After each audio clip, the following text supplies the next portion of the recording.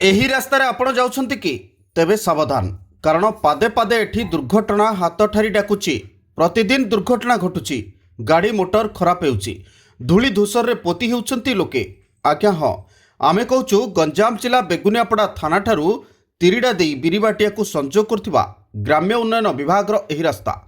ଏ ରାସ୍ତା ଏବେ ଏତେ ଜରାଜୀର୍ଣ୍ଣ ଅବସ୍ଥାରେ ରହିଛି ଯେ ଯାତ୍ରୀ ଯିବାକୁ ଡରୁଛନ୍ତି। ପୂର୍ବ ସରକାର ଅମଳରୁ ମରଣଜନ୍ତା ପାଲଟିଥିବା ଆର୍ଡି ରାସ୍ତା ନୂଆ ସରକାର ଆସିବା ପରେ ବି ସେମିତି ହିଁ ରହିଛି।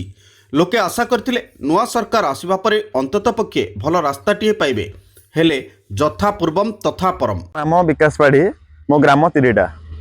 ଦେଖନ୍ତୁ, ବେଗୁନିଆପଡ଼ା ଥାନାଠୁ ଦେଇ ଯାଇଥିବା ଯେଉଁ ରାସ୍ତା ଖଣ୍ଡିଆ ନଈ ଓ ତିରିଡ଼ା ମିରିଲାଣ୍ଡ ଦେଇ ଆମର ମଥୁରାକୁ ସଂଯୋଗ ହୋଇଥିବା ରାସ୍ତାଟି ବହୁତ ଜରାଜୀର୍ଣ୍ଣ, ବହୁତ ଖରାପ ହେଇକି ଅଛି। ଦେଖନ୍ତୁ, ଏଇଟା 3 ବର୍ଷ ହେଲା ଆମେ ଗଲା ଯେଉଁ ସରକାର ଥିଲେ ଆମେ ତାଙ୍କୁ ବହୁତ ରିକ୍ୱେଷ୍ଟ କରିଥିଲୁ, ବହୁତ ଆମେ କମ୍ପ୍ଲେନ୍ କରିବା ମଧ୍ୟରେ ଆମର କିଛି ଆକ୍ସନ୍ ନେଇନଥିଲେ। ଏଥି ମାଧ୍ୟମରେ ଆମେ ଆପଣ ନ୍ୟୁଜ୍ ମାଧ୍ୟମରେ ଆମେ ଅନୁରୋଧ କରୁଛୁ।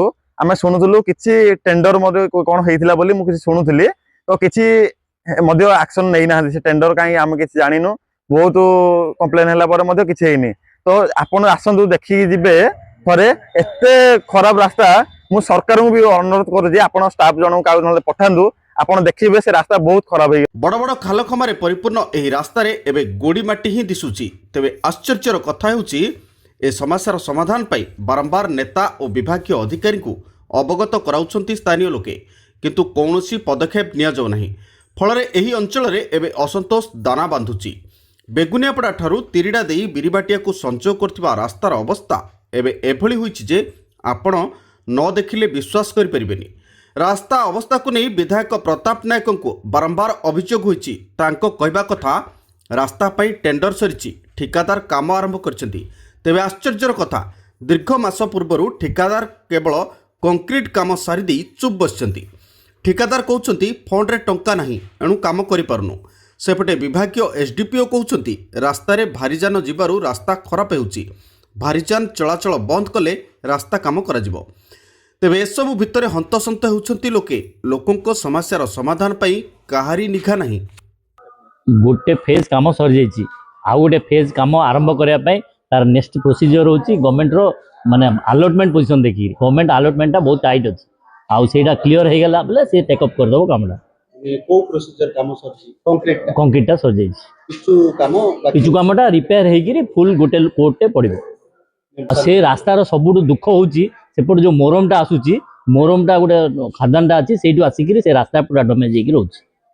सेटा को रेक्टिफिकेशन सेटा टिके बंद कले से कामटा टेक अप, नले आउ थरे काम हबो, आउ थरे खराब हेजी। सर सेटा केमति बंद हबो? बंद करबो आपण प्रोसीजरटा आपण ये करबे ना, से माने केतोले नउचंदे बा लेखि दबो, आरटीओ को कंप्लेन दबो, आरटीओ कंप्लेन ना आरटीओ आसिकिरी से चेक करबे। के करबो सरकारी स्तर रे के करबा?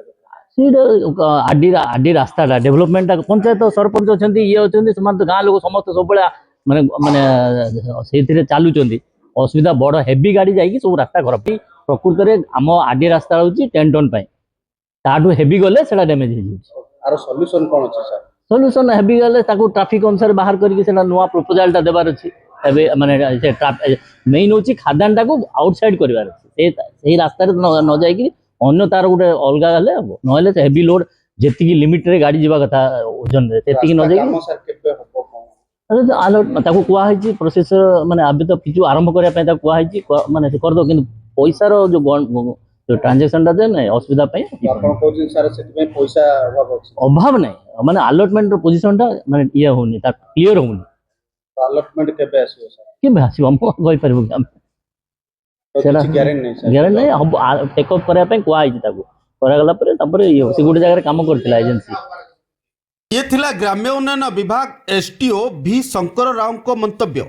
एबे देखा बाकी रहा रास्ता काम केबे होउची। सेपटे रास्ता तुरंत तैयारी नहेले 5टी गाँवर लोके आंदोलन को ओह्लैबा पई खोला चेतावनी दैछंती।